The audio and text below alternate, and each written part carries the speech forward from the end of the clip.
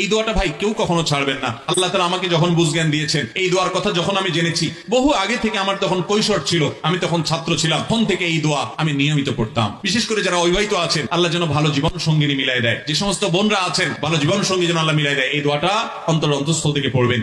আল্লাহর কাছে নিজের জন্য দোয়া তো করে, নিজের স্ত্রীর জন্য, স্বামীর জন্য, সন্তান সন্ততির জন্য, নাতিপুতির জন্য, বংশধরের জন্য দোয়া করে।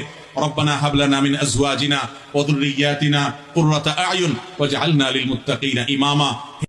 এই দোয়াটা ভাই কেউ কখনো ছাড়বেন না। আল্লাহ তাআলা আমাকে যখন বুঝজ্ঞান দিয়েছেন, এই দোয়ার কথা যখন আমি জেনেছি, বহু আগে থেকে, আমার তখন কৈশোর ছিল, আমি তখন ছাত্র ছিলাম, তখন থেকে এই দোয়া আমি নিয়মিত পড়তাম। বিশেষ করে যারা অবিবাহিত আছেন, আল্লাহ যেন ভালো জীবন সঙ্গিনী মিলাই দেয়। যে সমস্ত বোনরা আছেন, ভালো জীবন সঙ্গী যেন আল্লাহ মিলাই দেয়। এই দোয়াটা অন্তঃস্থল থেকে পড়বেন।